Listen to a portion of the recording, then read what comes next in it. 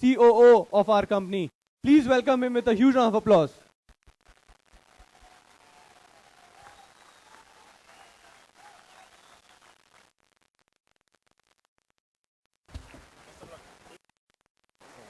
Mr. Tarak Bajpai.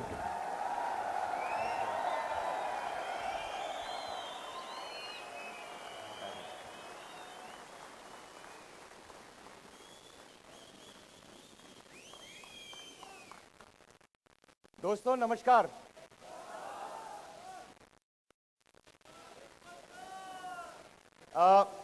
एक बार फिर याद दिलाते हैं, हमारा नमस्कार अगर तालकोटोरा में बैठ के हो रहा हो तो इसकी आवाज कहां तक जानी चाहिए?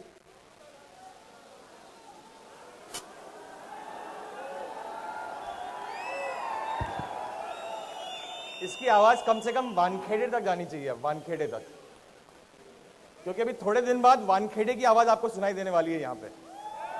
इसलिए एक बार कोशिश करते हैं, फिर आगे बढ़ जाते हैं जल्दी से। दोस्तों नमस्कार, थैंक यू सो मच। मुझे मालूम है बहुत बेसब्री से आप लोग इंतजार कर रहे हो, कई सारी चीजें, कई सारी जानकारी लेने के लिए आप यहां पर आए हुए हैं। दिल्ली के बाहर से कितने लोग आए हुए हैं, प्लीज एक बार हाथ उठा के बताइए। ओ, अगर इतने सारे हाथ उठ रहे हैं तो एक जानकारी फिर मैं लेना चाहता हूं, दिल्ली से कितने लोग आए बताइए। ओके, क्योंकि अभी शाम को भी काफी लोगों ने आना है यहां पर, और ये सारी जानकारी, जितनी भी बिजनेस स्ट्रैटेजी है जो आपने अभी मिस्टर नारायण से समझा, स्पीक एशिया अब हिंदुस्तानी कंपनी बनने जा रहा है, जो उसका ऑपरेशन होगा वो किस प्रकार से होगा, ये सब चीजें हम आपको जाके आपकी टीमों को बतानी है, उन लोगों को बताना है जो आपसे उम्मीद करके बैठे हुए हैं कि आप आकर उनको कई सारी चीजें बताएंगे। साथ ही साथ में अब ये पूरा ऑपरेशन स्ट्रीमलाइन होके चलेगा कैसे, मैं इसके बारे में आपसे बातचीत करूंगा, क्योंकि इसके पहले आप लोगों ने कई सेमिनार अटेंड करे होंगे अलग अलग जगहों पर, कंपनी स्पॉन्सर्ड हो या ट्रेनिंग मीट हो या IFSS हो।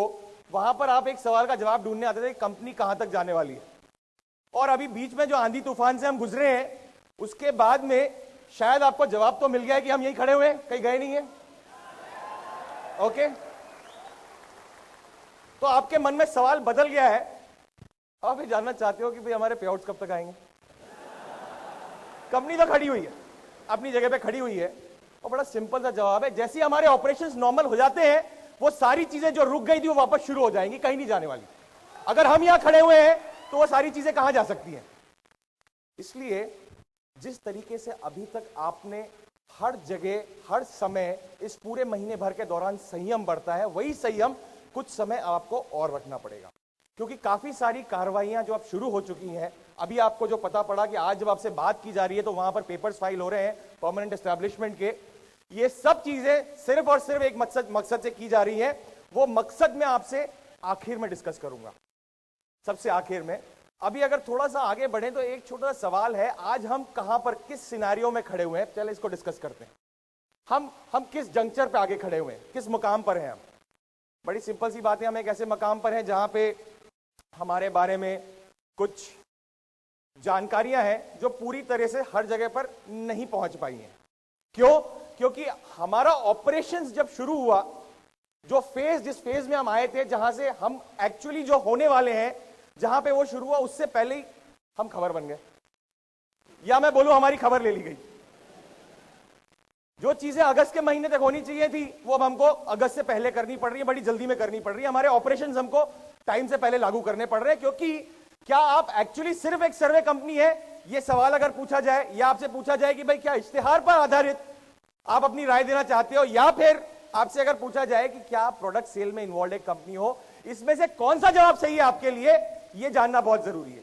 क्योंकि एक तरफ तो आप ये बोलते हो कि भाई हम कंज्यूमर एम्पावरमेंट है, उपभोक्ता सशक्ति है, हम कंज्यूमर जो है वो मिलकर बिजनेस को ड्राइव करेंगे, अब हमारे जेबों में पैसे भी आ गए ना भाई, पैसे भी आ गए, आपने साल भर मेहनत करी है, काम किया है, अब आप कई चीजों को खरीद सकते हैं। तो क्या सिर्फ प्रोडक्ट बेस्ड है या अपनी राय दे सकते हैं, तो क्या सिर्फ इश्तिहार या फिर ओपिनियन बेस्ड कंपनी है? इस सवाल का जवाब ढूंढना बहुत जरूरी है। ये थोड़े दिन पहले भी सवाल उठाया गया था। बहुत सिंपल सा जवाब है, ये सब का कॉम्बिनेशन, इससे कई ज्यादा चीजें जो अब मैं आपको बताने वाला हूं मिलकर आपके अर्निंग का ऑप्शन बनेगी। सिर्फ एक सर्वे बेस्ड ऑप्शन नहीं है आपके पास में, या सिर्फ एक पैनल रेफरल ऑप्शन नहीं है आपके पास में, या सिर्फ एक इश्तिहार आधारित ओपिनियन देना आपके पास ऑप्शन नहीं है इनकम का। आपके पास कई सारे ऑप्शन हैं इनकम के, उसमें से कुछ ऑप्शंस मैं आपको अभी बताने वाला हूं। ये सारे के सारे आपके पास में या तो हैं या आपके पास कुछ समय में आ जाएंगे। और कोई भी ऑप्शन आपके लिए जरूरी है, कंपलसरी नहीं है। आज तक आपको किसी ने बोला है कि जाइए और जबरदस्ती करिए कि पैनलिस्ट रिक्रूट करिए? किसी ने बोला है? आपकी चॉइस थी। आपको किसी ने जबरदस्ती करी थी कि नहीं भाई आपको अपनी राय देनी पड़ेगी बुधवार को बैठ के शाम को 8:30 बजे? बोला था किसी ने? ये सब चीजें आपके पास ऑप्शनल दी गई हैं। अगर ये ऑप्शन आपके पास में है और आप अपनी इनकम अपना काम करके लेते हैं, तो एक शब्द है जिसने हमको परेशान कर डाला था। कौन सा शब्द है वो?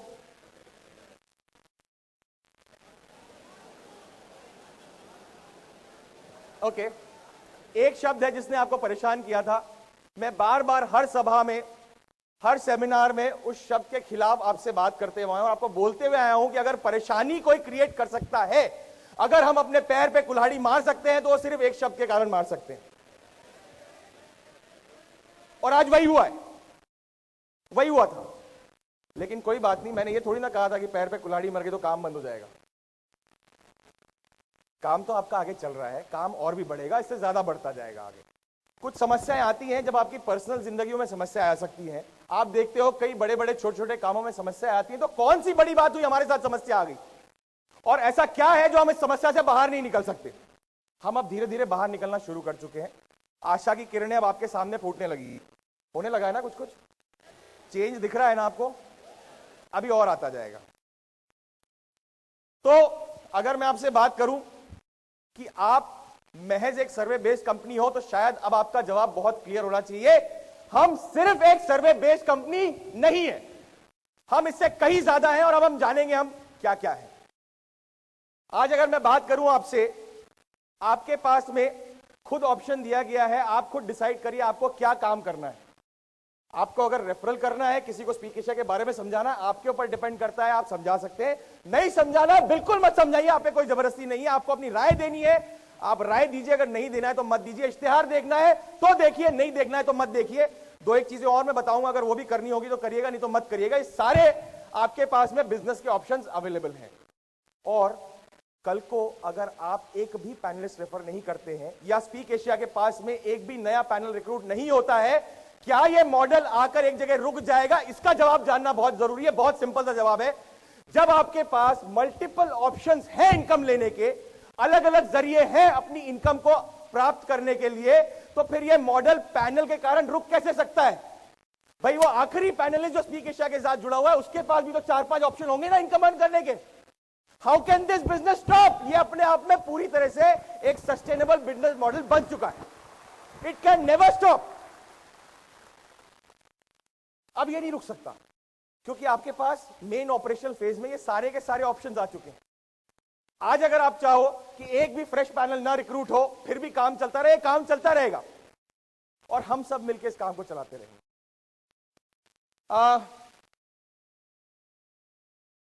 ये जो समस्याएं हमारे साथ में आई हैं, इन समस्याओं के चलते कुछ ऑपरेशंस हमारे ऐसी जगहों पर आकर इस कागार पे आ गए हैं जिनके साथ में हमको लड़ाई लड़नी पड़ रही। लड़ाई लड़ने का मतलब यह है कि भाई हमको, जैसे आपके साथ में चीजें क्लियर हुई, जब शुरू में आप स्पीक एशिया के साथ में आए थे, आपने हाथ मिलाया था, आपके मन में 10 सवाल थे।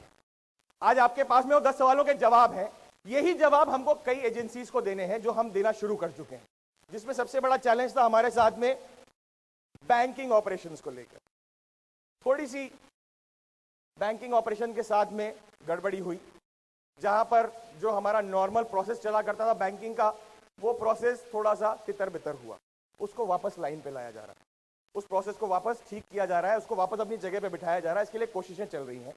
सिंगापुर का बैंक, जिसकी मैं अगर बात करूं, तो वहां पर थोड़ा सा डिसरप्शन हुआ, लेकिन ये डिसरप्शन परमानेंट नहीं है।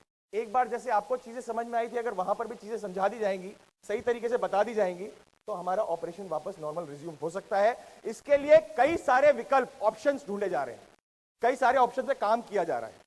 साथ ही साथ में हमें, या मैं बोलूं हमारी रेपुटेशन का एक छोटा सा डेंट भी लगा है। इस डेंट का रिपेयरिंग मैकेनिज्म भी काम कर रहा है। हम बहुत जल्द इस डेंट से भी बाहर निकल आएंगे। लेकिन एक लेसन हमने सीखा हुआ है, जो पाठ हमने पढ़ लिया है, वो लेसन ये है कि अगर आपके पास कंपनी से कोई कम्युनिकेशन आता है, या फिर कंपनी आपसे कुछ बातचीत करना चाहती है, तो प्लीज उस कम्युनिकेशन को एक या दो तरीके से देखिए। आपकी वेबसाइट सबसे ज्यादा आपसे बात करना चाहती है, आप उसको छोड़ के बाकी सब जगह बातचीत कर लेते हो। अगर कोई ईमेल किसी ने लिख के दे दी, उसमें कुछ ऐसा लिख दिया जो नया है, आप उसको पहले पढ़ते हो, वेबसाइट पे जो लिखा हुआ है उसको नहीं पढ़ते हो। प्लीज आपसे मेरा आग्रह है, निवेदन है, जो कम्युनिकेशन वेबसाइट पे आ रहा है उसके अलावा अगर आपको कुछ भी सुनाई देता है, उससे प्लीज आंख बंद कर लीजिए, उसको मत मानिए। और अगर आप वेबसाइट की तरफ ध्यान देते रहेंगे, वेबसाइट के कम्युनिकेशंस को पढ़ते रहेंगे, वहां पर जो जानकारियां दी है उसको अच्छे से समझते रहेंगे, आपको जरूरत ही नहीं है कहीं और ध्यान देने की। बात वहां पे गड़बड़ाती है जब हम सुनी सुनाई बातों को आगे बढ़ाना शुरू कर देते हैं, वो अफवाहें बन जाती है और फिर अफवाह पे इतने जल्दी विश्वास करने लगते हैं कि हर जगह हमारे सामने प्रश्न चिन्ह लग जाता है। फिर तो अगर पड़ोसी भी आगे पूछेगा ना, भाई साहब क्या हुआ तुम्हारा, तो बोलेगा अभी नाम मत ले यार। लेकिन मैं आपको ये बताना चाहता हूं कि अगर वही चीज आप जहां पर दी हुई है सही जगह पे अगर आप जाके देखोगे, आपको ये नौबत कभी नहीं आएगी। एक और बात थी, अब हम बड़ी सोची समझी और सुलझी हुई अप्रोच लेकर काम कर रहे हैं। हर चीज को नाप तोल कर आगे रख रहे हैं, भले ही वो कोई भी एजेंसी हो उसके सामने, ताकि कोई भी ऐसा शब्द या कोई भी ऐसी बात जो हमारे अगेंस्ट में चली जाए, वो हम नहीं करना चाहते। ये अप्रोच थोड़े ही समय में हमें रिजल्ट देना शुरू कर देगी। कई जगहों पे हमने रिजल्ट लेना शुरू कर दिए हैं। आने वाले समय में ये प्रोसेस और फास्ट और स्पीड अप हो जाएगा। आगे अगर मैं आपसे बात करूं तो बहुत सारी एजेंसीज हैं जिनके सामने हमारे रिप्रेजेंटेशन शुरू हो चुके हैं। हमारा बिजनेस मॉडल क्या है, हम क्या काम कर रहे हैं, हमारा भविष्य क्या है, हमने क्या सोचा हुआ था, एक्चुअली हमारी इमेज क्या है, क्या हम महज एक सर्वे वाली कंपनी है या फिर इससे आगे भी हम सोच चुके हैं, या किस किस चीज के बारे में हम बात कर रहे हैं। ये सब बातें अलग अलग लेवल्स पे, अलग अलग ऑर्गेनाइजेशंस में, अलग अलग एजेंसीज में डिस्कस होना शुरू हो गई है। इसके रिजल्ट्स भी आपके सामने आना शुरू हो जाएंगे। दोस्तों, सबसे पहला रास्ता जो हमने अपनाया है, चूंकि हमारे बैंकिंग ऑपरेशंस में थोड़ी सी बाधाएं हैं, इसलिए आपके जो रिवॉर्ड पॉइंट्स हैं, जो आपने पे आउट रिक्वेस्ट के लिए या बैंकिंग रिक्वेस्ट के लिए डाले थे, वो आपके ई वॉलेट में वापस दे दिए गए हैं। उसका एक कारण है, ऐसा क्यों किया गया, उसका एक कारण है, चूंकि अभी आपके पास में कुछ समय के लिए पे आउट के ऑप्शंस उस तरह से अवेलेबल नहीं है जैसे पहले अवेलेबल हुआ करते थे। आप इन रिवॉर्ड पॉइंट से दूसरे काम कर सकते हैं। जो काम आपने वैसे भी फ्यूचर में करने थे, थोड़ा जल्दी शुरू कर दिया गया उस प्रोसेस को। मैं बताता हूं आपको। आपके शॉपिंग ई वॉलेट जितने भी हैं,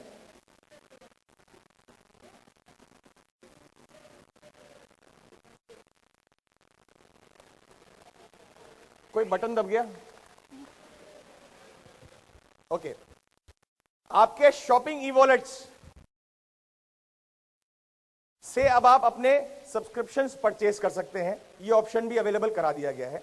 इसके अलावा मैंने आपको जैसा कहा था, वेबसाइट पर ध्यान दीजिएगा। आने वाले कुछ समय में वेबसाइट आपसे काफी सारी बातें करेगी। आपके शॉपिंग ई वॉलेट, आपके ई वॉलेट, सर्वे ई वॉलेट, इसमें जो रिवॉर्ड पॉइंट्स जमा है उसके मुताल्लिक उसको रिलेटेड कई सारा कम्युनिकेशन आपके पास में आने वाला है। इस कम्युनिकेशन को देखते जाइएगा, इसमें कई सारी चीजें आपको क्लियर होती जाएगी। हम आगे किस स्टेप से आगे बढ़ते जा रहे हैं। अब आप अपने रिवॉर्ड पॉइंट्स के जरिए, अगर आपकी रिक्वेस्ट नहीं इस समय पे आ पा रही है तो ना आए, आप प्रोडक्ट और सर्विसेज अवेल कर सकते हैं। कहने का मतलब यह हुआ कि बहुत जल्दी आपकी ऑपरेशनल वेबसाइट, नई वेबसाइट आपके सामने आ जाएगी। ये बात हम पहले भी कह चुके हैं कि नई वेबसाइट आने वाली है, पर किसी न किसी कारण से हम उसको डिले करते जा रहे हैं। लास्ट टाइम जो हमने डिले किया है वो इंटेंशनल था, वो जानबूझकर डिले किया गया था, ताकि सही समय पर ये ऑप्शन आपके हाथ में ला के दिया जा सके। उसकी डेट मैं आपको बताऊंगा, वेबसाइट आपकी कब से ऑपरेशन हो जाएगी। आप प्रोडक्ट और सर्विसेज अपने रिवॉर्ड पॉइंट के जरिए मंगवा सकते हैं। याद रखिएगा, ये करना कोई जरूरी नहीं है। अगर आपको लगता है आपको कोई प्रोडक्ट की जरूरत है, आपको लगता है कोई सर्विस की जरूरत है, मैं वो प्रोडक्ट और सर्विसेज भी बताऊंगा आपको क्या क्या है।